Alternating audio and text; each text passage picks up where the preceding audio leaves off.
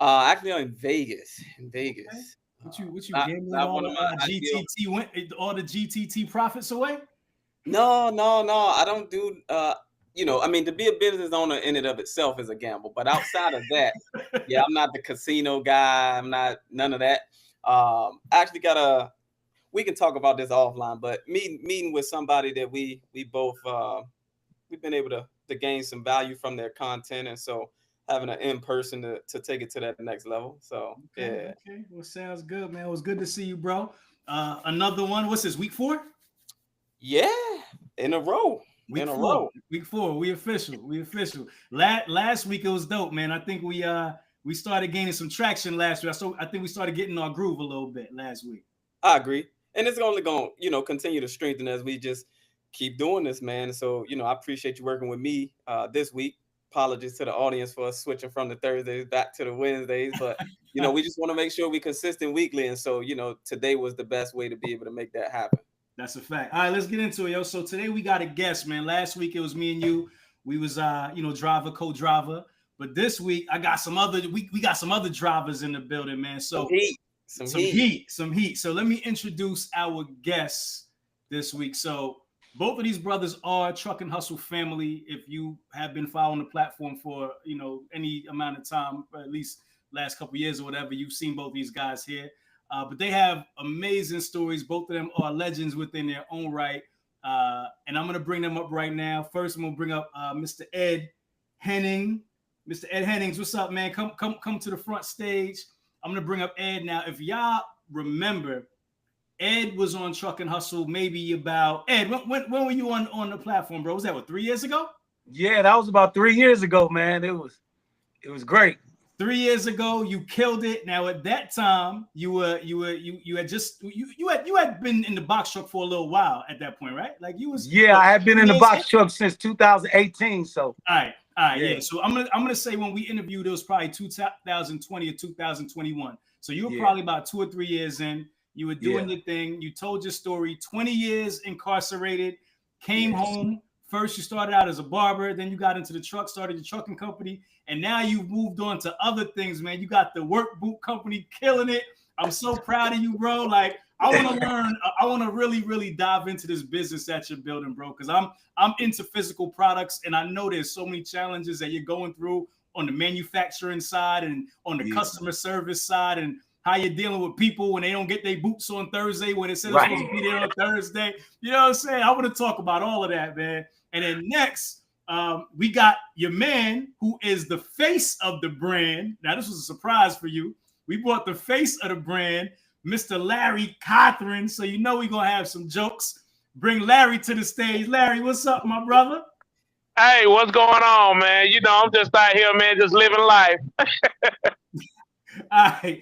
All the time, man. So these are two good brothers, man. Love both of y'all. So first, I want to talk about how this whole thing came about with you guys partnering up for the Ed Hennings brand. How did Larry become the face of the Ed Hennings brand, Ed? Man, I can honestly say, man, it was effortless, man. Larry is a natural at what he do, man. And I just really wanted to see him in a pair of my boots, man. And before long, when Larry got his hand on the boots, man, he took that thing, man, and he started doing stuff, and he was sending me stuff, and I was like, man, this is awesome. And he became the face without a conversation, without nothing. Just Larry being Larry, man. And he's the face of my boots, but he's also the face of trucking to so many people, man. That's a fact. Larry is everywhere, man. Larry is you can't turn on social media without seeing this brother. And the thing is, so Larry was maybe like episode 10 or 11 of Truck and Hustle, bro. Like you were early. Yeah. And at that time, you were the trucking consultant, right? Right. And you were talking about like, you were teaching people how to sign on with Landstar and how to kind of get their business started through Landstar. And then I've just watched this evolution of you, man, over the past 5 years, bro. You just grown into this like this larger than life comedic trucker, man. Like I don't know, what do you call yourself? An influencer? Like how do you label what you do? Yeah, so I like to call myself a content creator. and influencer. Yeah, that's what I call myself. So okay, I do that because I partner with so many brands, and one of my things was to be like to be like Shaq in one area of my life, to be like Steve Harvey in another area of my life, and just to get these brand deals because I've always wanted to be like uh, like the Subway guy, the Verizon guy, Flow from Progressive. I always wanted to be like these guys, and so I always tell people, hey, just be yourself in whatever you're doing, and that's what I started doing, being myself in what I was doing, and everything just started panning out, and relationships just started opening up. that's a fact. That's a fact. All right, so Ed, man, listen, you to start a show, bro. I need you to tell people your story, just for people who aren't familiar with you. Just kind of give them the kind of high level Ed Hennings story, man. Like just your journey, bro, because your journey has been a long one. Yeah, man. In a nutshell, I think since 2016, I started out. I opened up my first business was a barbershop and beauty salon. A guy sat in my chair maybe like 4 months after that opened, and he told me about the trucking business. He had a box truck. He was doing Amazon. He was doing these deliveries, and I was, doing the numbers from barbering to what this truck was doing it, and the trucking numbers was quadrupling what I was doing behind that chair. And I said, man, I gotta get me a truck. So by the time he came back and got his next haircut, man, I had got me a truck, and I was trying to find my way, man. And then in 2022, I consulted with you about, hey, man, I think I'm gonna start me a work boot business. Yeah. And you was like, hey, work boots, that's a tough field. And I said, well, I don't see no people of color in it, so it's not saturated, man. I think it's a lane for me. So I jumped in, man. But before all of these entrepreneurial endeavors, man, I spent 20 years in prison from 1996 to 2016, man. And I was preparing for times like this, man. And I was dreaming of one day being able to be on the live with good people and do some different things than, drastically different things from where I come from. And man, the good Lord seen fit for me to be here, man. And it's an honor. That's a fact, bro. So how has it been starting this work boot business, bro? Because when did you officially start the business? It was what, in 23? 22. 22. Okay. Yeah. So you, where did you get the idea from? Let's start there. Like, what made you say I want to start a work boot company? Okay, my woman, she got a clothing store, and she was telling me about men's shoes. She says a lot of stores in the mall for women, but it's not a lot for men. What do you think about a men's shoe store? So I'm like, yeah, that sounds kind of slick, but let me do some research. So I was researching. And then I had a phone conversation with a young lady out of Houston. She has the trucking business in Houston. I forgot her name, but she got the trucking and she got the Pronto. Oh, Tramel. That's my girl. Me and her was on the phone conversation, and I was telling her, I said, I'm juggling this idea of men's shoes. And she was like, well, you always talking about how hard you work and how hard you grind. She's like, whatever you do, stay in your lane.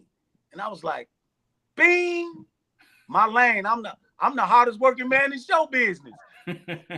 Shoes, my grind, work boots. There we go. So I started researching it. I didn't see anybody of color. And, I played around and toyed around with some other things trying to get started. But when I narrowed that thing down and went strictly work boots and became the first Black-owned work boot company, man, my sales went up. Larry jumped in with me, shot them up even more. And we building something here now. So who's your competition? Who do you look at as a competitor?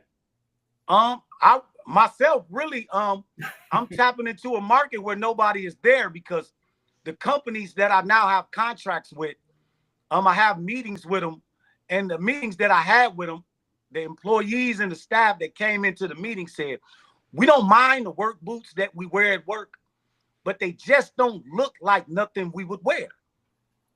So my whole demographic is brand new. It's saying kind of like what Magic Johnson did with the theater. He didn't reinvent the theater, but he made it where it was comfortable and it was good for people of color. Where when you're yelling at the screen, telling them to run in the scary movie, run from Jason, run from Freddy, the people ain't finna escort you out. He had some Kool-Aid in the joint. He had that type of mixture, and Magic took off with that formula. So I used the same formula, man. I took work boots, but I gave it a look that'll let you be you. Where so many of us get jobs, our voices change, the way we dress change, but my shoes allow you to be authentically you while not losing any function or any safety. So I love that. So tell me about some of the challenges in starting this business, bro. The challenge is always when you blazing a trail, when you're doing something new. It's always a laughing stock. It's always that ain't gonna work until it works, because people never seen it before. People told me numerous times, black people don't work. So why you getting work boots? Black people don't work. Yeah, you know, people say black people don't work. So why?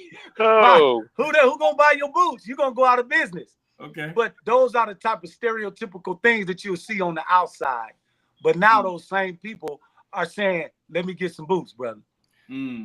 So that's the thing, is just blazing that trail is in anything you do. You know, Michael Jordan wasn't accepted, you know, scoring 60 points because Magic Johnson and Larry Bird was getting their teammates involved. And they said the way Michael Jordan played will never work. Yeah. But look what happened in the end. I got you. So I want to get into the business of it though. Like talk to me about like how you manufacturing. Like how did you even get started, bro? Like that's what I want to know. Like for anybody out here who's wants to start a brand, or they want to create some sort of product. Like, did you have to create like a minimum viable product? And like, tell me about that process and getting the boot and get it perfected the way you wanted to get it. Because I think you gifted me like 2 pairs, and I think they were the first pairs you made. Was that the first ones? The very first ones I ever tried. So tell me about getting that like MVP, getting that off the ground. Like, did you have to go across seas? Like, tell me about the process. That's what I want to know. Okay. Well, first you figure out that it is a process, and like the first boot you buy probably is going to be some garbage, because you don't have enough. Boots with you, by the way, Larry. Ed, they near you. You got some boots by you? Yeah, I do. Just put them on the screen real quick, man, while you talk, man, so people can see what you're talking about. They them things go. Oh, and you got the neon green going. All right. Yeah. These, and I'm gonna give you an exclusive right here. These are my next ones that's dropping real soon. Ooh, they got the Meta Guard that covers and shields the front of the feet, and it also has they complete. This is the most complete work boot you're ever gonna see. Got the composite toe, got the Meta Guard, waterproofing, insoles is immaculate. Just a great boot, man, and that's coming soon. Yeah, and we're gonna get Larry in these babies and let him do his thing. How many different styles do you have now? Right now, man, I probably got anywhere from 10 to 15 styles.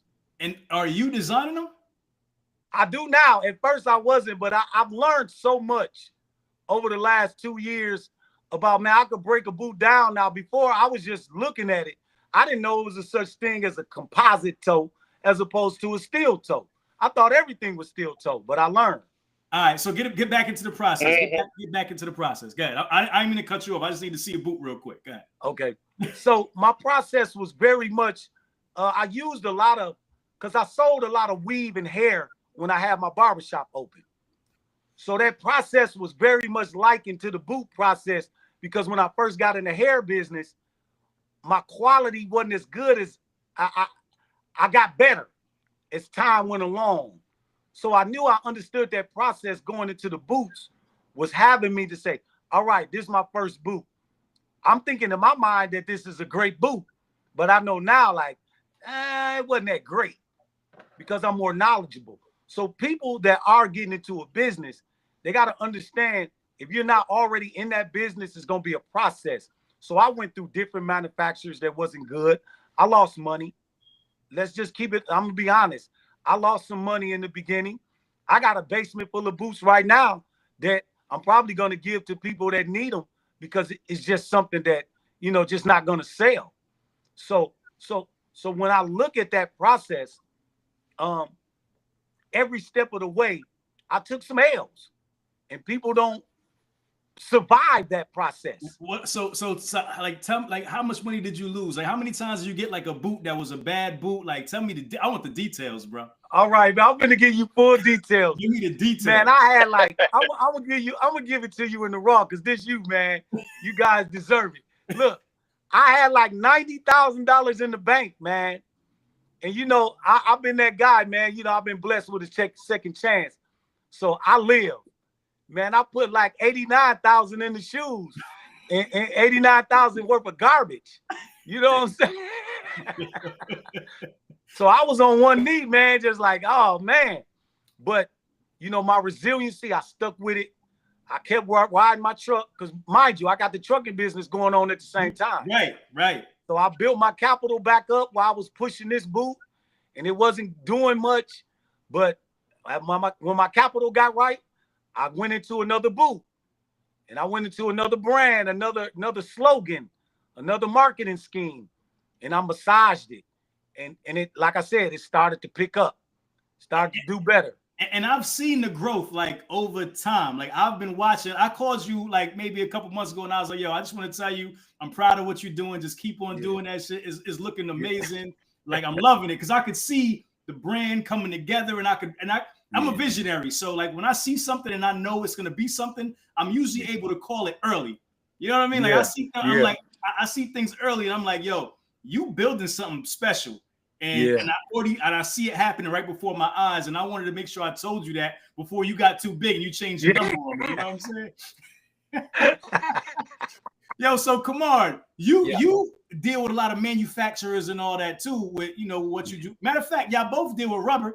You know what I'm saying? So so I'm sure you have something to lend to this, especially with dealing with manufacturers overseas. Did you go to overseas, Larry? I mean, Ed, to get like the boots at first and all that? Like, no, I never went anywhere, man. I'm gonna tell you this: from doing hair and selling hair, man, Google became my best friend, man. And I found out the algorithm on Google works. The more research you something, the more you research something, the more deeper it gets. Like, if you just research work boots one time, you're gonna get some surface stuff. But if you researching this thing day in and day out, 2, 3 in the morning, every night, you up researching a particular subject, it's gonna get deeper and deeper into that particular subject the more you research. So when I Google work boots, some different stuff gonna pop up on my Google than pop up on your Google, because Google recognized me as a major player now, so I'm getting some different feedback than when I first. Your algorithm done changed. The algorithm gonna change. You ain't gonna be able to Google, and it's gonna spit out what it's gonna spit out to me, because you ain't built up your frequent flyer miles on that particular subject, man. I've never heard this before. This is incredible. Is this true, Kamar? Do you experience the same thing? Is your Google different than my Google too? I mean, I would imagine, you know, just like our socials, right? You know, to a degree, there is some level of personalization that these platforms are putting in there. So I would venture to say, yeah, it probably is. Okay. Yeah. All right. Hey, quick, like, right? If you looking at the ladies all day, brother, when you Google them, ladies gonna pop up on your phone. That's a fact. I tell women all the time, if they want to know if they man ain't ish, all they got to do is grab their phone, go on their Instagram Explorer page. If they see us bouncing around and all that, they know. You already know what your man is into. Hey, I ain't mean to let that out. I ain't mean to. You already know what he is. Look, 2 seconds. That's the check. That's the cheat code right there. Because if you see like dogs and like sports, oh, he's good. You know, you see some football, you know, some sports rate, whatever. Oh, he's good. He does what a regular man does. You see somebody twerking and all that. Oh man, I mean, he on one. He on right. He on one. That algorithm will tell on you. But go ahead, Kamar, you were saying something. Yeah, no, real quick, man. Just wanted to shout out some of the people in the chat, man. LA talking about fire. Shy say he watched you and Larry when he was locked up. And then we got Duran. Duran want to know what's the website for the boots. What's the website for the boots, Ed? EdHenningsCO.com. I'm gonna put that in the chat too. Ed Hennings. Yep, EdHenningsCO.com. EdHenningsCompany.com. And listen, I want everybody, once we drop this link in the chat, to go right now and go check out some boots and buy a pair of boots, man. For sure. Buy a pair of boots, support this brand. This brother has been working hard on this brand. And the thing is, bro, you got quality stuff, man. Like anybody who's in the blue collar, field, like, man, it doesn't matter whether you're a trucker, whether you're a plumber, electrician, mechanic, whatever, like this is for you. And the thing is, the boots are fly. Like they are fly. Like they look good. To further that point, man, Ruthie in the chat, a woman, an electrician, says she loved the boots. And it's coming from a female that's in, electrician work. So yeah, man, definitely keep pumping out that quality. And so I'm gonna go a different route on you, Ed. Right? Okay. Obviously, Ramel took you to business side, and that's great. But I want to take it more personal, right? Like for that person, for that individual, right? That's on the cusp of coming out, being released, right, from prison. Yeah. What advice, what experience share can you provide to that individual that can come out with more of a game plan than what they might have right now, right? Because if we really break this thing down and we look at street life, whatever that may be, whatever activity that led you to those 20 years, right? Going from that to being more coloring within the lines, that can be a tall order for many, right? And so, so what can you give to prevent that individual from revisiting back, by being able to come out with a game plan similar to what you might have had? Okay, it's a couple of things. I've been home from prison 8 years after serving that 20. So a lot of people that see what I do today say, man, you did a lot in 8 years, but it wasn't 8, it was 28. So people say you got released 8 years ago, but your plan should have started not when you got released. Your plan got to start while you still in. The moment you get arrested, your release plan starts. Not when I got 6 months while I'm getting ready to go home. I'm going to start getting myself together. No, it starts the moment you get in them handcuffs. You better start doing everything you can to prepare yourself when you walk out that door, because life is not going to discriminate. Life does not discriminate because of where you come from, who your parents is, what you got. Life don't care about none of that. Your mama might care, your homie might care, your baby mama, your homies might care, but life don't care. Yeah. All life care about is if you're going to show up or not. And that's the mindset you got to get in. Don't worry about the people. Deal with life. Deal with life. And life says you got to show up. So therefore, something that I can give to anybody, and I try to give to anybody. Life is not no shortage of information or knowledge. If you want to do something, the knowledge is out here. The knowledge is in books. It's on the internet. It's on the corner. It's everywhere. But we spoke about this on the last time I was on Truck and Hustle. You're just not the person that can execute that knowledge. It's not that if I give you a workout in the joint, everybody try to work out and get right. So if I give you this workout on this paper, are you the man that can get up every day and execute what's on that paper? And if you're not, it ain't that you can't get the six-pack or the big chest or the big arms. It's that you can't execute what's on the paper because you ain't that dude. So spend that time working on you. Don't work on what you're going to do with, I'm going to be a welder, I'm going to build a skyscraper, I'm going to get into trucking. Don't worry about that, because you can look at Truck and Hustle and get the information, but you can't do nothing with it right now because you ain't built yourself into that man. Yeah. So right now, anybody that's in or anybody that's on their way out, your time need to be spent on you, making yourself a better individual. You got to get up earlier. You got to stay with it longer. And you can't be delusional to say, well, why Romel ain't got to go through what I went through? Romel didn't go to jail, homie. Romel didn't do what you did. You got to play the cards you was dealt. Romel mountain this high. Your mountain this high. Is you going to stand there and complain about it? You got a felony now, brother. You got to climb a higher mountain. All the macho and all the tough stuff, take that same energy. Don't go soft, but take that energy and put it towards what you want to be and what you want to do. Because you're going to need to be tough. You're going to need to have a chip on your shoulder to get up every day, day in and day out and make that thing happen. You ain't gonna be able to do that with no lackadaisical approach. You're gonna have to have some fire in your gut to get up every day and pursue that dream. But if you only tough with me and you ain't tough with life, then you can beat me up, but you can't beat life up. Yeah. You know, so the last thing is for a person that's coming home today, keep it simple. Keep it real simple. Go to work, come home. Go to work, come home. Go to work, come home. Do that for about 3 to 6 months. Don't do nothing else. Just go to work and come home. Your bank account gonna be right. You're gonna have a chance to see what it is you want to do and what you don't want to do. You're gonna have an opportunity to see who you want to deal with, who you don't want to deal with, because you got some people in your mind you want to see until you see them. Yeah. Then you're like, oh man, this ain't what I thought, because you've been stuck there for 10 years in the joint. Right. So how did you overcome the temptations, right, to go and hang out with this person or to go and to do this activity? Like, how did you stay disciplined to go to work, come home, go to work, come home? Like, how'd you do that? Yeah, mine was a little deeper. And mine was so deep that I was facing life in prison, man. So I was sitting in a holding cell waiting for a jury to come back with a verdict. I didn't get a plea deal or nothing. So I'm pacing and waiting for this jury to come back, and I'm just praying. And I'm saying, man, if I get a second chance, I'm not gonna need a third. I'm gonna give it everything in my soul. And I'm looking up in the ceiling saying, in that cell saying, if I get another chance, I'm gonna give it everything in my soul.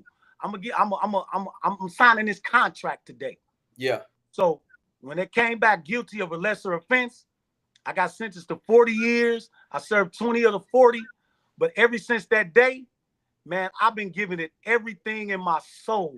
And that's all I can tell somebody is that I'm not the most talented. I'm not the smartest person in the world. But if me and you going for the same thing, and you going off of intelligence, and you going off of talent, man, you got a brother right here that's giving it 110%, and everything in my soul is being put into it. Yeah. And that's how I've been able to see some success, is that everything into trucking business, the barbershop, the boot business, is everything I got. When I go to bed at night, everything in me is gone and I sleep good. Yeah. Yeah. I love it, man. Where do you pull that from, Ed? Like, what is your reference point to get to stay inspired like that, man? Because walking down 20 years, that's no small feat, bro. Nope. I mean, nope. You know, you have to really literally think and sit with the fact, like, yo, I got 20 years in this place, in literally like the trenches, like the real trenches. Like, this is not going to be easy. Every day I get up could be the end. Literally, like, it could end. Like, you may not see tomorrow for real. Right. You know what I'm saying? Right. Like, what's your reference point, and what are you using to keep yourself motivated during that time? Who instilled that in you? Or where did you find it? If nobody instilled it in you. Once again, just studying, right? I knew I was better than my situation. And I read the stories. I read the stories of Mandela. I read the story, Jim Carrey's story. Read that story if you guys don't know Jim Carrey's story. I read about a young lady whose mother passed away, and she was 14, 15 years old, and she had 4 brothers and sisters, and she raised them brothers and sisters from 15 years old, and she had a law firm. Her 2 youngest brothers and sisters was working in the law firm as attorneys, and the youngest 2 was in law school. And I said, see, that's how my story got to end.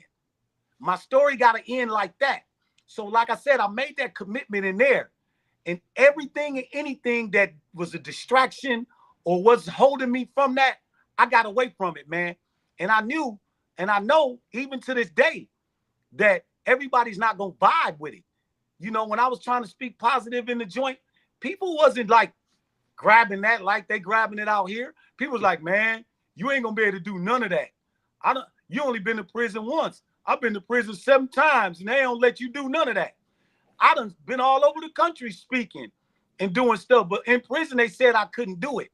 So that was the one thing that keeps me motivated, is that it's bigger than me. Now it's guys getting out of prison that believe they can change because they seen it done. Now it's people from my hood that believe they can get off the block and come and do something because they seeing it being done. And that's what people need to see it modeled. You like that outfit because somebody modeled it and it looked good and you know it looked good on you. So that's how I'm doing this thing. This will look good on you too, brother. Put it on. Put that on. It's going to look good on you. So that's how I know it's bigger than just me, because they were big, strong men. They had muscles on top of muscles. But in the inside, they just didn't believe they could do anything else but beat people up, shoot people, and sell dope. And I thought the same thing about myself at that time until I got in there and I said, oh, no, man, we better than this. We in cages. They got us in cages, man. We better than this. And that I just dedicated my life to that. Let me ask you this, Ed. I'm going for, just so you can get a little sense of understanding of me, right? I like to dig, and I want to carve up some stuff that you might then deliver on that first interview. You know, some things that just might not have been said, right? Because I'm always about how can we bring the most value in whatever conversation we having with whoever it is to the audience, right? Because like you just said, your purpose is bigger than you.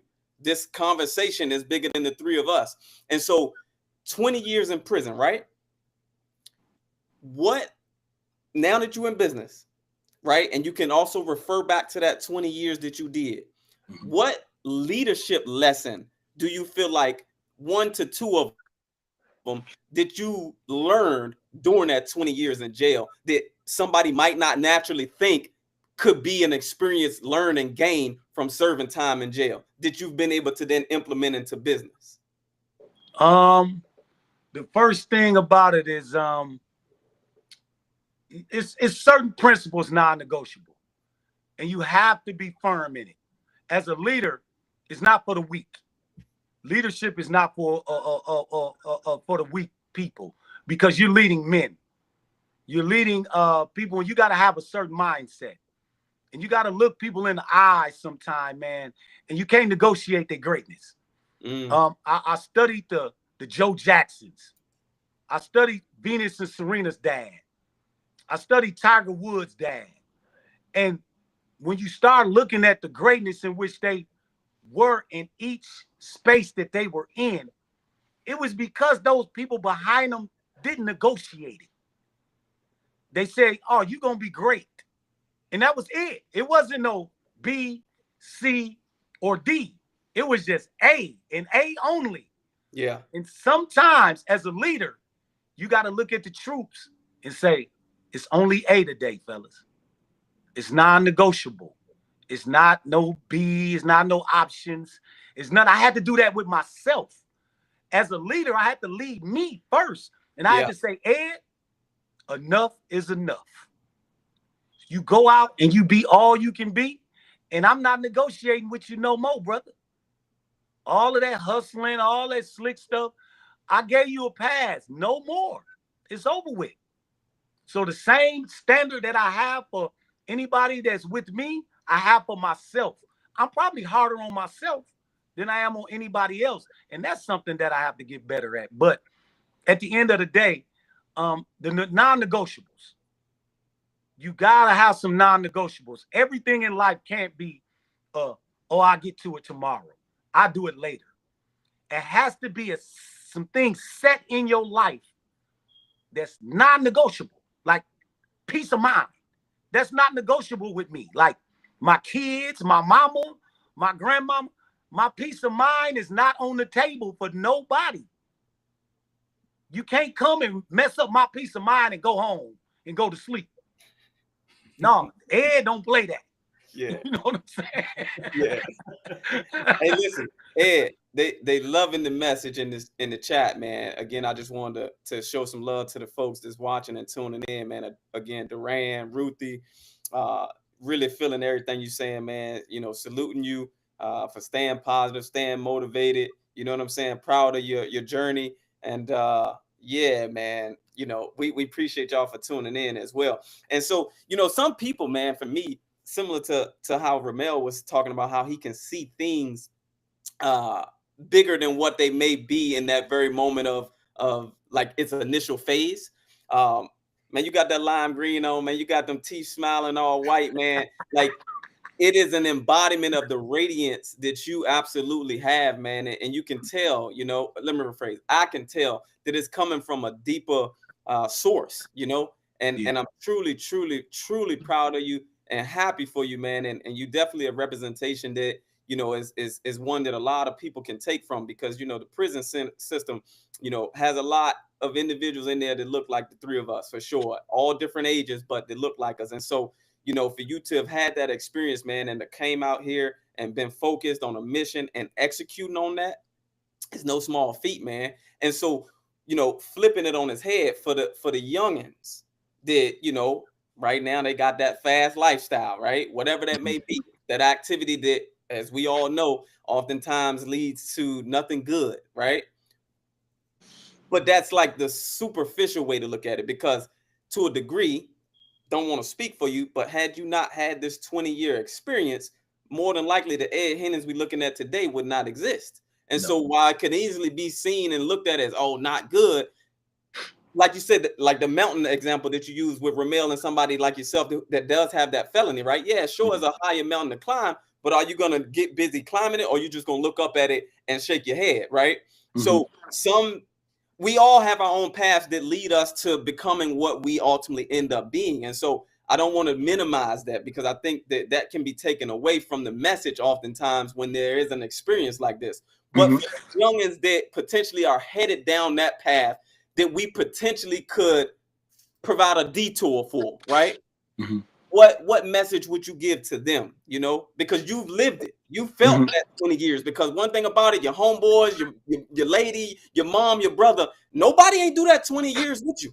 Can't nobody help you with that. Maybe they can put some money on your books, but the experience of going through, like you say, being in an environment, murderers, robbing, you know, guys who can fight, like you had to survive that by yourself, right? So what message do you have for that young man, that young woman that may be going down that slope that potentially we can prevent them from having to experience that themselves, because they can live through the wounds that you've been able to experience? First of all, they have to have a true perspective on what it is they're going through. A lot of times we look around our surroundings, you know, especially when we come from the type of communities that we come from. We look around us and we say, man, these people ain't nothing, man. It's just despair, right? But you have to understand that it's not a color.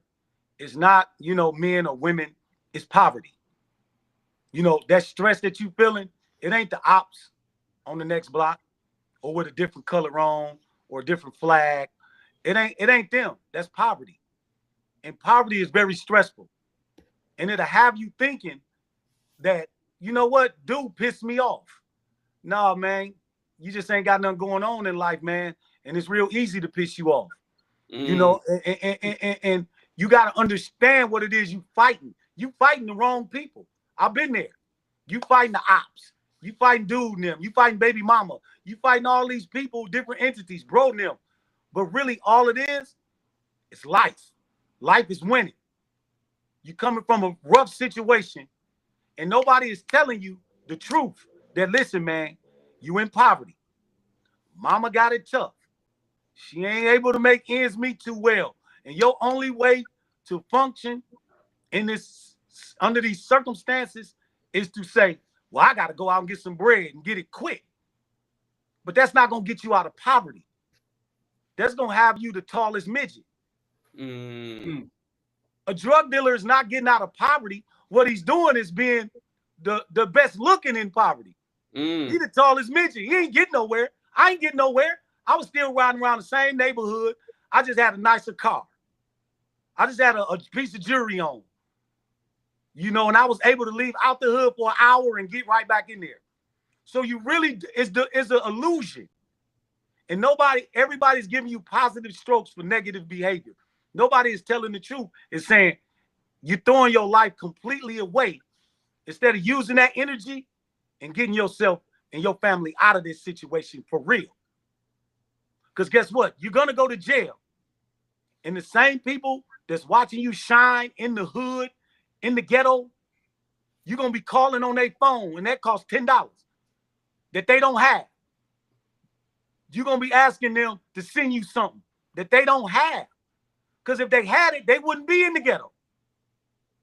You can ask your baby mama who got 3 kids.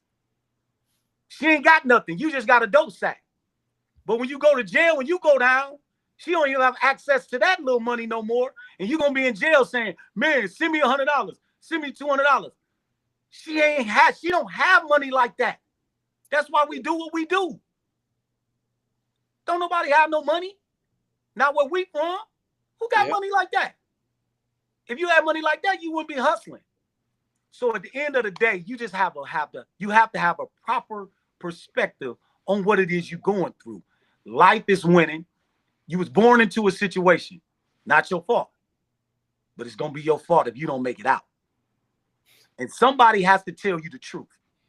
You're born into poverty. You're going to make it out. We don't ever have that conversation. We don't even think we're in poverty. I was in prison before I knew I was born poor. Yeah. I didn't know it. You talking.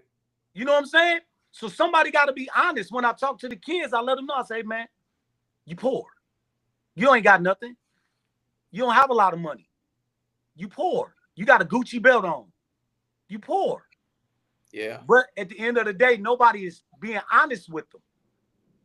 You got to make it out of poverty, man, because human beings are not wired to function at their full capacity in poverty. Yeah. That's survival. That's not really functioning. So we say, cut on the news. That ain't no but poverty. That's not, oh, black people crazy. Oh, them people over there crazy. No, them poor people. Poor people in Argentina. Poor people in Mexico. Poor people in Spain. Poor people in Russia. They doing the same thing the poor people in the ghetto in America doing. Cutting their heads off and all that type of stuff. That's just poverty. You can go in the Bible and go back to see where they talk about poverty. The same, low morals, high crime. Yeah. So your main op from birth is getting your tail out of poverty. And then you can function better as a human being. Ooh. He's spitting, ain't he? Hey, I'm going to tell you right now, man. You know, we only 4 episodes in, but this one here, man, right now, got to be our top. Got to be our top, man. I mean, seriously, because this the kind of stuff that definitely needs the amplification of awareness. Because what you just said was a lot, but you are spot on, man. The tallest midget, you know, you got the car, you got the clothes, but you ain't got nothing. You still in poverty. You still in poverty, man. You know, still poor. And like you say, man, you know, your opposition is poverty. Yeah, that is the thing that you're fighting with. That's why you so easily pissed off, like you said, with things that are taking. Let me say this. Because you ain't got much going on. You occupied. Let me say this, and I'm going to give you a direct, and I know all of us can relate to this. I'm 53, man. And when I was in elementary school and junior high school, the guys that would beat you down, them was the guys that had a bad home life. Yeah. They didn't have much going for themselves. Man, they almost break your neck on the playground. Yeah. They did not play, man. Them guys were serious. But I understand it now. That was them. That was a lot of anger inside them young men. Yeah. You know? Yeah. Hey, real quick, you damn sure wearing 53 well, brother. I definitely wouldn't have took you for that one. Yeah. Right on, man. Keep up that routine. Keep it up. Yeah. Right. Yeah. No, that's awesome, man. I'm gonna pass it back to Ramel, man. I'm sure he, all of this talk got some thoughts percolating over there. Yeah, man, it really does, man. I'm just really sitting here, and I mean, Ed, you're hitting like on all cylinders, like you're really hitting on all cylinders, and I'm just sitting here thinking, like, man, what you're saying is so true, and it's so. When you say it, it feels obvious, but it's like we need to say it out loud, maybe, so when we hear it, we can, take it in and understand like who the true op is, right? And then maybe once we hear it, understand it, then we can start like kind of acting on it and start, changing the way we kind of respond to the op. But how do you, because you talk to a bunch of kids, I know you go back to the prisons, you also talk to the kids in the community centers and all that, like,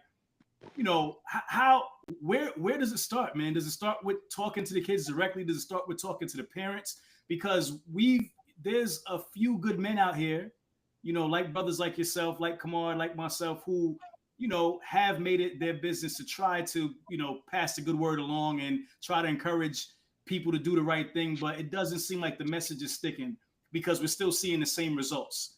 So where is the disconnect in your mind, and where does it start? Because you're on the ground floor probably a lot more than we are. You're in the field a lot more than we are. So what does it take when you do see change, when you do see a young brother who, is able to turn it around and starts having that positive mindset? What happens in their life for them to be able to make that decision to, accept the fact that poverty is the opposition and start making those moves towards to getting out of poverty or whatever that takes to get in the right direction?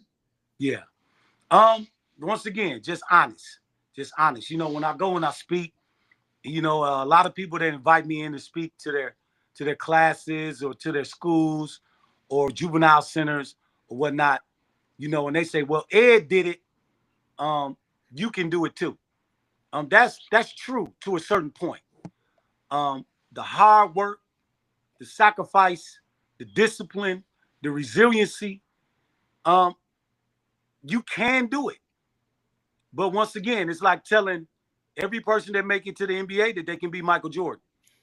You can be Michael Jordan, but the numbers ain't there. The numbers is just not there. So when you talk about getting out of poverty, when you talk about getting out of prison, average, the world is made up of average people, right? That's a harsh reality. Most of us think we're above average, but it's only like 2% of these phenomenal people in the world. Maybe you're one of them. Maybe you're not.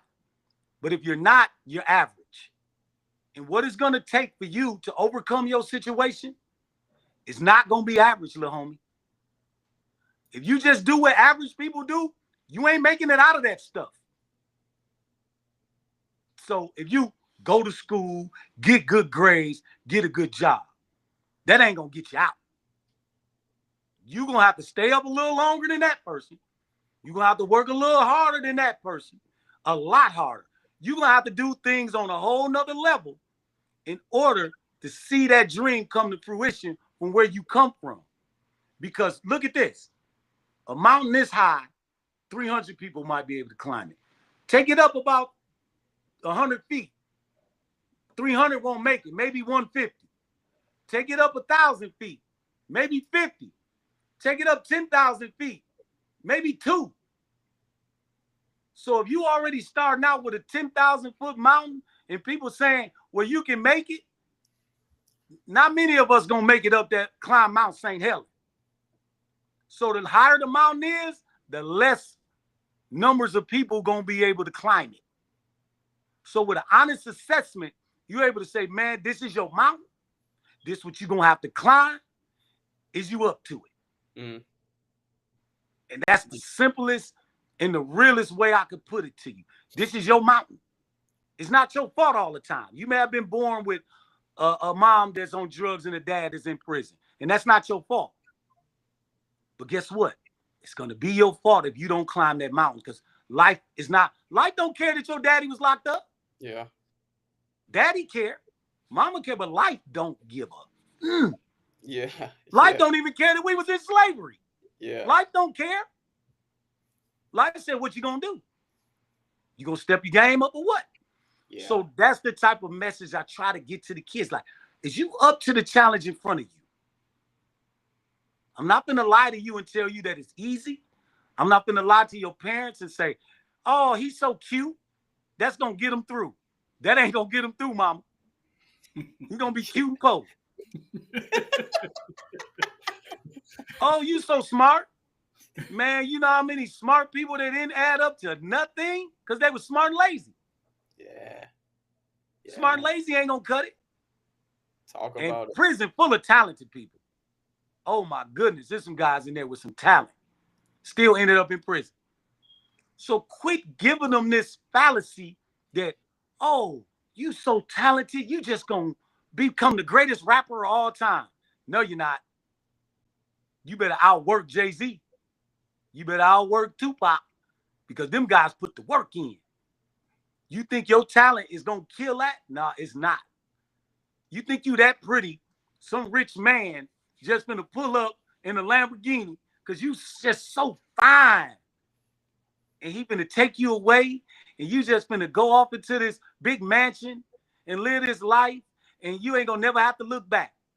You just that fine, sweetheart. Lie. It ain't going to happen. It's not going to happen. The odds of that happening, you're going to win the lottery. You're playing them odds. Them the same odds. Some rich man going to find you and come get you. That's the same odds as the lottery. But that's what we playing right now. Yeah. I'm so smart that I ain't going to have to work hard because I'm smart. I ain't going to have to do all that. Oh, you're going to have to work even harder. You know what I mean? So all of these things are playing to a person saying, I'm going to get out of poverty because I'm cute. I'm going to get out of poverty because I'm smart or I'm talented. No, you're not. You're going to get out of poverty because you're going to work your tail off and you're going to get yourself in position to start making that money work for you. And you're going to rise above your situation. But it ain't going to be because of none of them big three that we start out with. It's just not going to get it done. And I argue, I debate with anybody, say that ain't going to get you nowhere. It's not. Yeah, that's rock solid, man. 100%. That's rock solid. So Ed, I'm curious, when you started the business, how many of your friends or family like jumped on board? Like who helped? Goodness. Did anybody help? Did anybody say, yo, Ed, I see you starting this business. Let me see where I could, jump in, give you a hand. Talk about that. Or did you have to do it alone, man?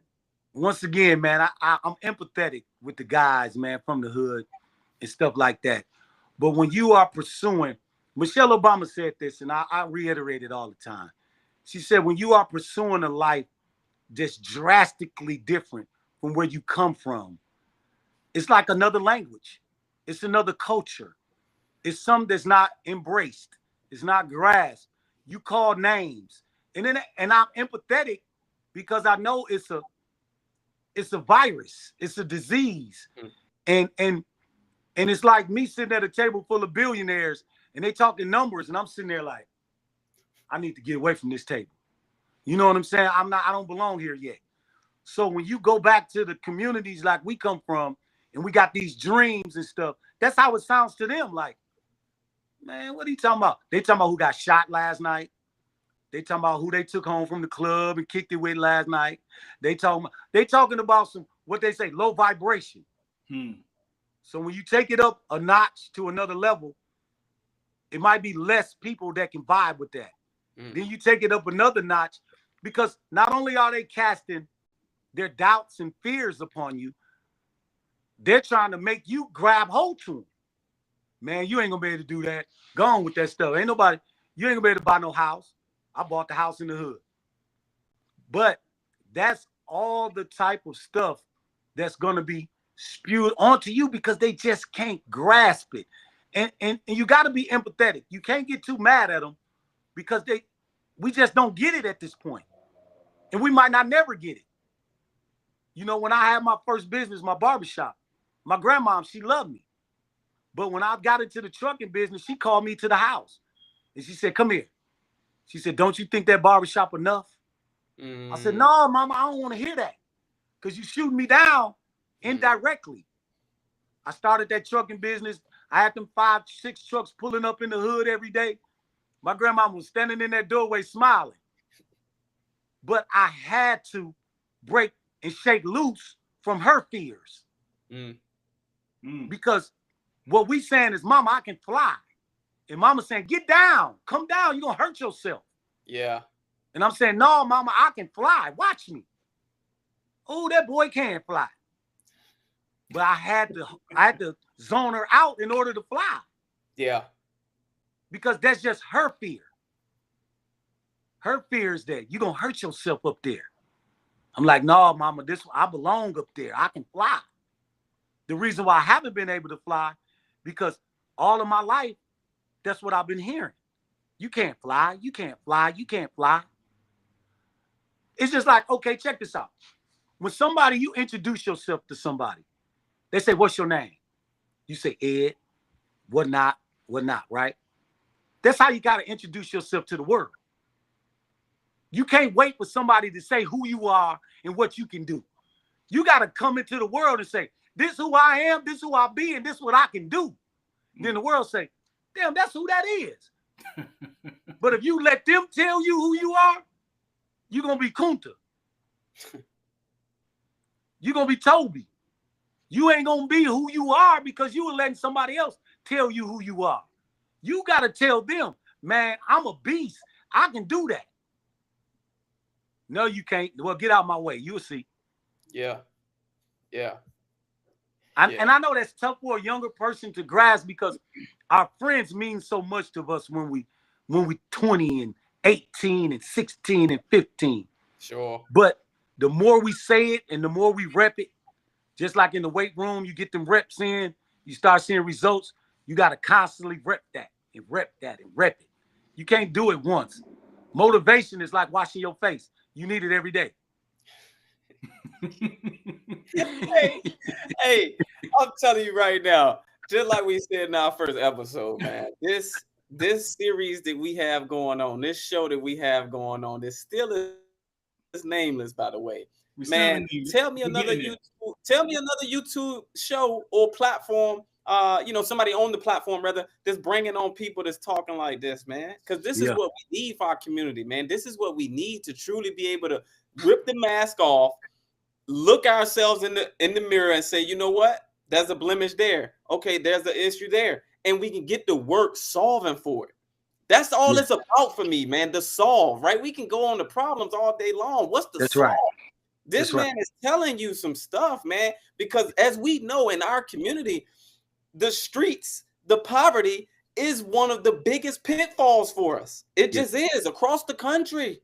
Yes. No matter north side, south side, across the country, these are the fights that we're up against. And right now we're losing.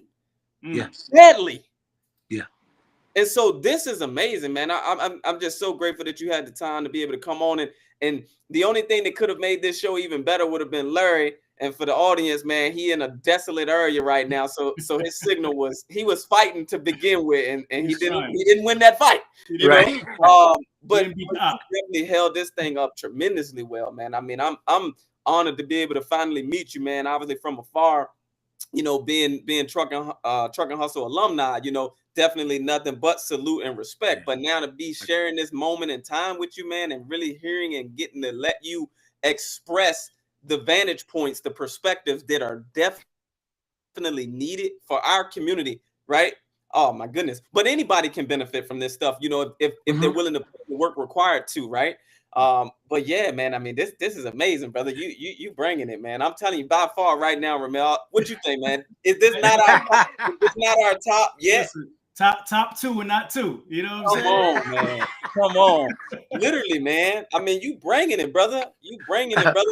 And it's coming from two places, in my opinion. Experience, right? Going through life and what you have been able to face, as well as the care to attempt to shape that to be a smaller vessel of the experiences that others have to. Because we're going to get those experiences that life have for us one way or another, but we don't have to get all of them. And that's something that I've always spoken about, right? Like my brother, for example, he was a victim of gun violence, right?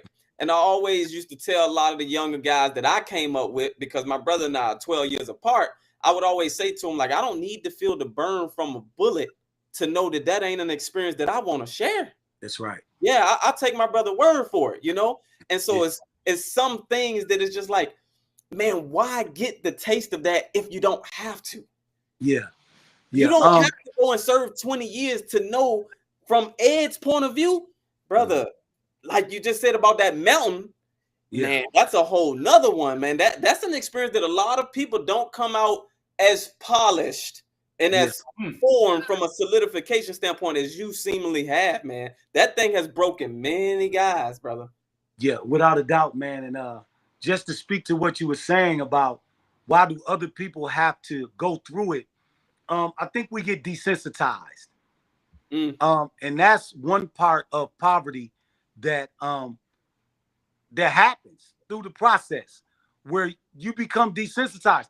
You're not as human as you possibly could be. Because when you're human, you have feelings.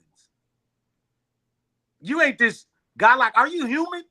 Well, who gonna do something to me? That's not human. Yeah. We got to get you back to humanity, brother. Yeah. Because I lost that sensitivity of being human. And I got it back the moment they put the handcuffs on me. It was like I woke up out of coma. But before that, I was very harsh and desensitized because of my circumstances. I didn't feel like, oh, somebody clucked me upside the head. Oh, man, that ain't nothing. I'll be back. I hit him tomorrow. Instead of saying, man, I need to change my life. This dude done hit me upside the head. Yeah. You know what I'm saying? Yeah. That's the logical, sensible thing to do. But when you become desensitized, you just keep hammering and hammering and hammering. Like, oh, he done shot me. I'm going to go shoot him. Brother, you done got desensitized. Yeah. Where's your humanity at? You lost your humanity going through this process. And some of us get it back. Some of us don't. A lot of us don't, where we become so hard and desensitized that, you know, one day you wake up on a hospital bed with all these tubes in you and you sitting there, or you facing life in prison, and then your humanity comes back. Yeah. But you ain't never going home now. And it's like, oh, I wish I would have stayed hard. Like, I know this guy that was locked up with, he had in his mind, I'm going to shoot it out with the police. I'm not going back to jail. I'm going to have it out. He woke up handcuffed to a hospital bed. The police shot him up, but he was paralyzed from the waist down. Yeah. Still had to go to prison. Yeah. Yeah. But he participated in all the programs, the youth programs, Scared Straight, all of that stuff with me. But his humanity came back, but look when it came back. Right. Look what it cost. What the price he had to pay to get it back. Exactly. That's a high admission. Before our youth get desensitized, because now we got some youth, they got some desensitized parents. So they gonna pour that right into them kids. And we like, this boy is like this young lady is like this. But it's coming from some hardened parents. And they pouring that harsh, that toughness. And you got, like I said, you got to be life tough. You got to be tough. But if you only tough when somebody step on your shoe, that's not, nah. You cower into life, but you willing to beat me up. Yeah. Like, you better go fight Mayweather. If you really that good, you need to go in there and get you 100 million. Yeah. Change your family's life. Yeah. But beat me up, that's free. To your point about, so many of us walking around, just like you say, hard as a Titan, right? Yeah. I made a post, I don't remember when, but, on one side I was attempting to be humorous, but at the same time, it was serious, where I was just like, man, we all could benefit from getting massages, drinking more water, and listening to R&B and jazz, because my God, brother, you walk down the street, man, and sometimes you see a brother, and Ramel, you know me. Yo, what's up, brother? How you doing, boss? Oh my God. My bad, man. I apologize. Could I add another piece to that? Please. Mental health. 75, 80% of the prison system is mental health. All is hard. Like you can see on the news, oh, this guy, he's a banger, he's a killer. And then you meet him in prison, like, oh, that brother got some mental health issues that never was addressed. Never got any help. Got you. Was told he was a cold killer, was told he was a banger, was told he was this, and that mental health, and you mix that in with it, oh man, you got a cocktail for real. Yeah. Yeah. So poverty and mental health is not a good mix. You got to treat that thing. It got to be nourished. It got to be dealt with. And we got a lot of untreated mental health in our community. Why? Because we are poor.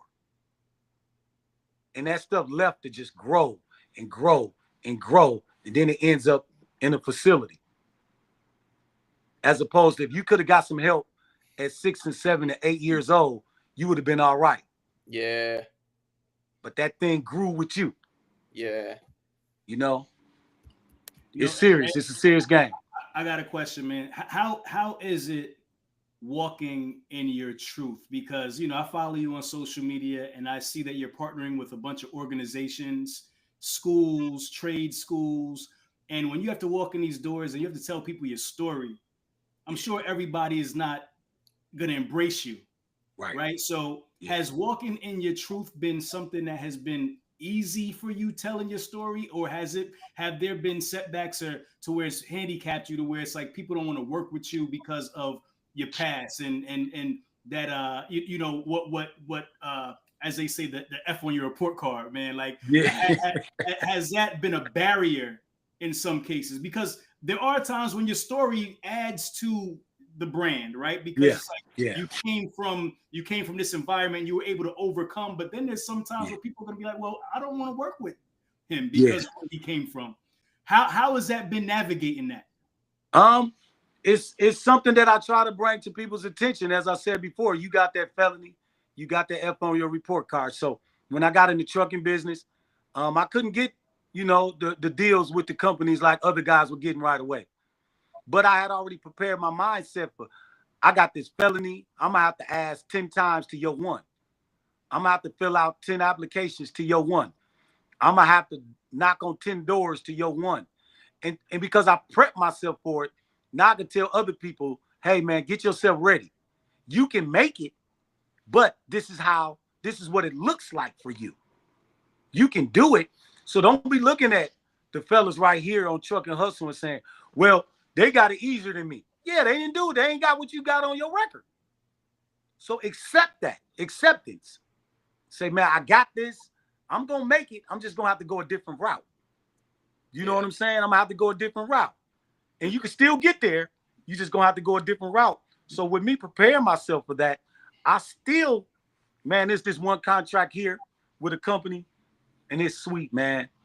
And they told me, like, man, we can't deal with you because you got a felony. And I tried like 100 times. I still be trying because I know they're a really good outfit for trucking, man, here in Milwaukee. And it's definitely something that I would love to do. It's lightweight. Right now I work with a plumbing company, and it's a great contract. I love it. But this one here is even better. And if I could ever get in there, I will. But my felony won't let me get in. But I don't let it stop me. But, people just got to learn how to deal with that and say, hey, man, this is what it is, So I try to be transparent and say, hey, this is what it looks like. It's not easy, but you can do it. So if you're looking for easy, you probably need to stop now. Yeah. Just being upfront with it, man, because I got children. And I wasn't. So you always lead with it. You never felt like, let me just not tell them. Let me just not mention it. You always lead with it and just upfront, like, hey, this is so if you're working with me, this is who I am and this is who I was, but this is the man I am today. Okay, yeah. Let me say that. When I'm trying to do things with other people, it's probably more of a barrier than when I'm doing something for my own company. It's like the positive and the negative. In certain areas, it's so positive and it's so uplifting. Then in other areas, it's a no-go. It's just slam the door and lock it. You know what I mean? So it has its pros and its cons, man.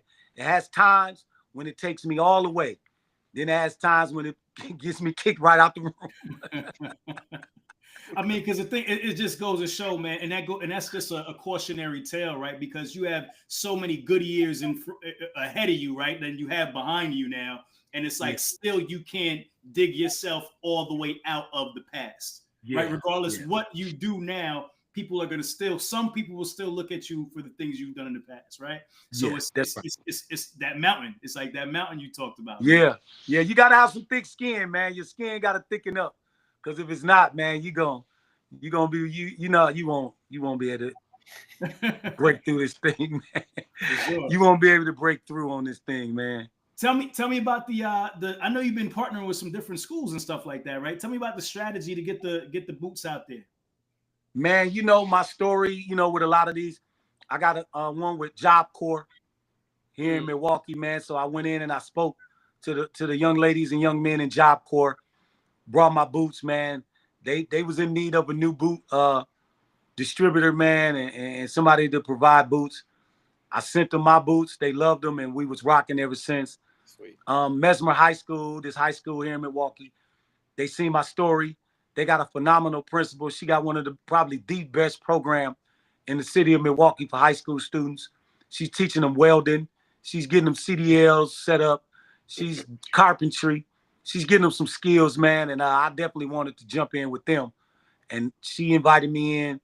Who else? This other company, Lube Tech. They do things inside Harley Davidson. I knew somebody that knew somebody that knew somebody.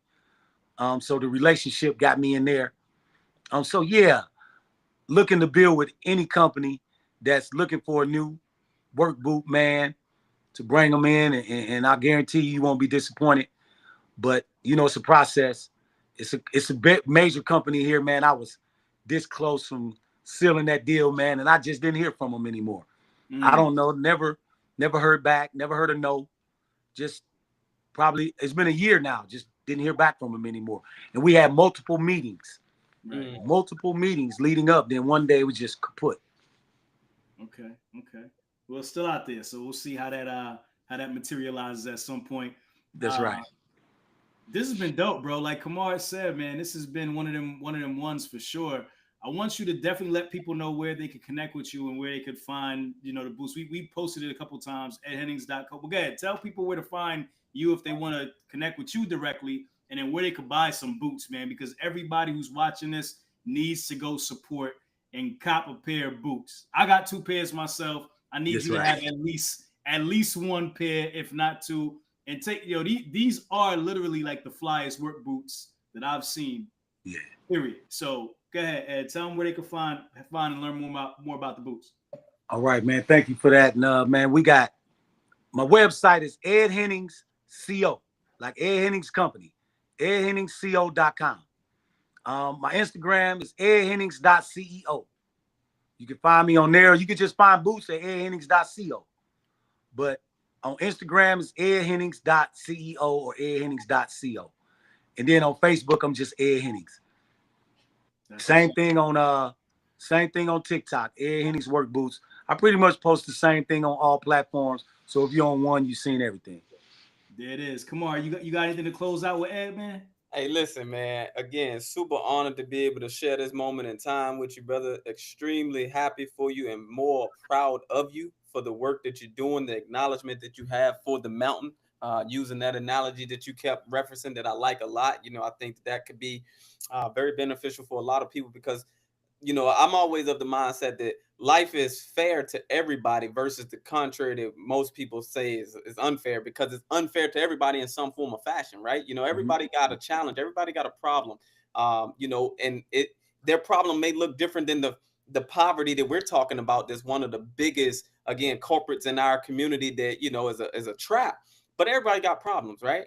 And that's right. In the moment of you going through whatever your problem is, it ultimately, more times than not, from a human perspective, is individualized. And oftentimes you feel like it's the worst thing in the world, right? And so with my respect to that being the case, knowing just a fraction of what your challenge, what your problems have been, and hearing and seeing how you have faced those things head on, and you coming out, man, definitely with some wounds, with some bloody nose, but you getting the job done, man. You representing well for your family, for our community, for males, just all the way around the board, man. Being somebody who knows from a second hand aspect, how difficult that re-entry into the world for felons, how challenging that is in so many different ways.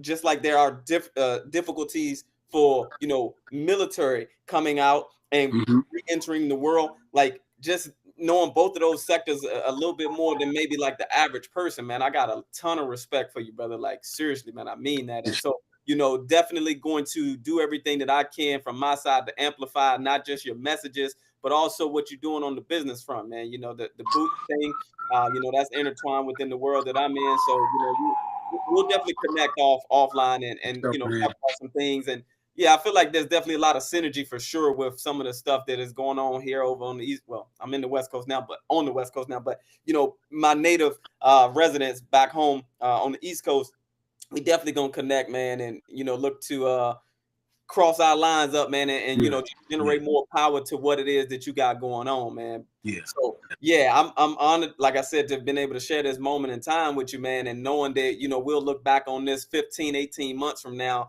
and it still holds this weight as being one of the top episodes that we've done. For this to be one of our early going ones, man, I'm grateful that we were able to make this happen. Like seriously.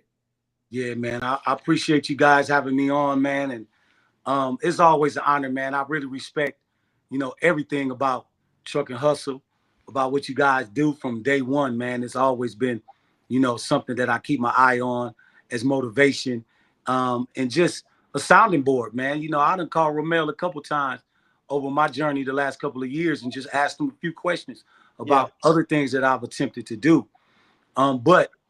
And just to say this in parting, man, is that I went into prison 24 years old, 1996. But I was in prison way before that. I was in prison years before my body caught up with my decisions, with my choices, with my mindset. I was released from prison October 18, 2016. But I was free long before I was released from prison. So I try to tell people that although you've never been inside of a cell, you incarcerated. You got to free yourself. You got to unlock your mind in order for you to truly be free. So therefore, the incarceration of the physical is just one aspect, and nobody want to be caged up. But you people that have never been incarcerated, that's going through some things in life, you may never go to prison physically, but you may spend your whole life incarcerated.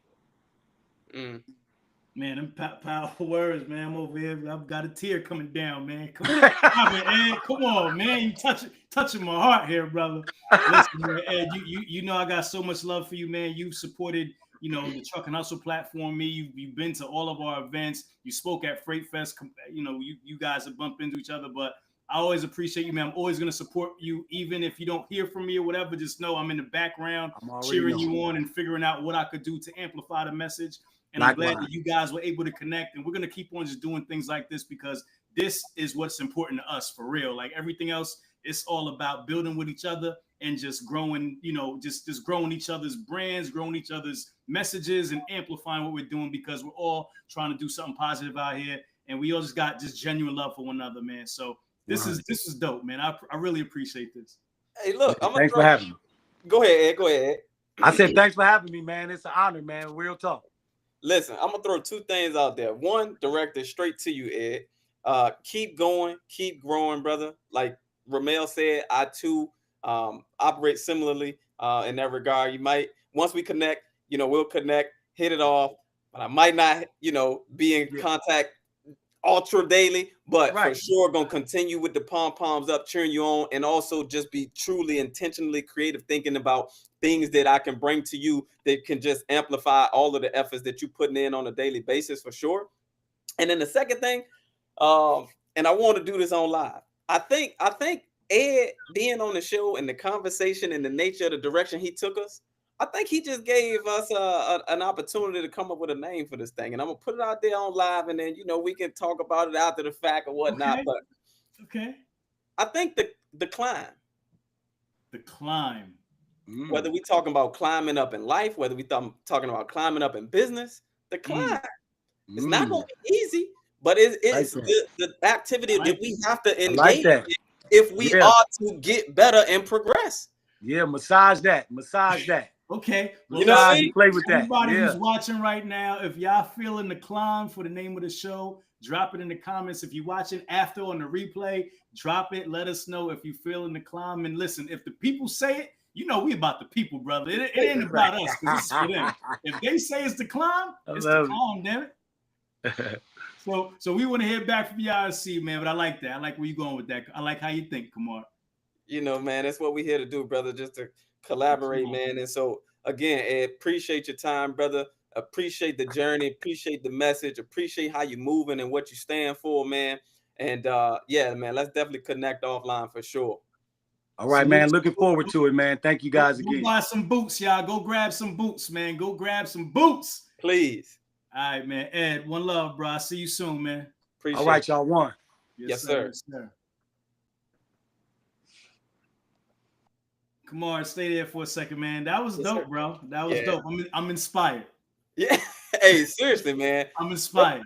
Brother can speak, man. He definitely got some real sound perspectives on this thing called life, man. And especially in his specific situation, right? Addressing the time, addressing the felony, but overall, right? Like everybody has a climb, everybody has some challenge, some problem. That if they address that thing head on with acceptance of what it is, and then what it's going to require from them to be able to get out in front of it, I just think that's a message that is universal.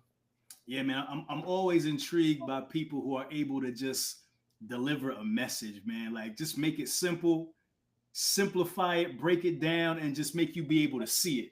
Yeah, like that's what being a public speaker is about. Like being able to use words to make you see it. And as I was sitting there just listening, I just didn't want to stop listening. I was just like, man, he's making it so easy and so simple, but he's just right on the money, man. Yeah, right on the money. Like when he talks about the poverty piece and all, like the op is poverty, that's real. Yeah, it's just it was a really dope, touching show. I got to go back and watch this one myself, man. Yeah, it was real. It was real. It was a lot there for sure, man. I definitely believe that this is going to be one of our better ones, just in the duration of it, from the just sheer potency of the message, and the presenter who delivered the message. Like we could say a lot of the same things that he said, but it wouldn't hit as hard as it did coming from somebody with that experience, with that body of work. And so I'm grateful again, man, that we were able to share this moment with him and had him on here. I think the audience for sure should derive a lot of value from this. Again, if you really just remove the emotion and remove the individualism of your own situation and take the message for what it is. Yeah. Now that's facts, bro. I think that's the pod, man. We gonna wrap? Yeah. Decline the way you broke it down. Okay. Ruthie's feeling it. You got a vote. You got one vote. Okay. Make sure y'all drop it in the comments, man. Y'all feeling the climb? If it's the climb, we gonna climb, baby. We gonna keep on climbing. We gotta go with the theme song and the logo. That's next. Yeah. For sure, man. For sure. All right, man. Well, listen, you be safe out there in LV, man, and hit me up. Let me know what's going on, and we'll reconnect when you get back to the other side. Yes, sir. I appreciate you, brother. Enjoy the rest of the evening. And again, I'm grateful that we were able to make this happen to keep our consistency going. I really like the direction. It ain't gonna stop, bro. It don't stop, man. We keep on going. Yes, sir. All right, bro. One love. Talk to you soon. All right. Appreciate you. Later. Boop. We off. Yeah, man. Yeah. Good stuff. Bro. Good stuff. Good stuff.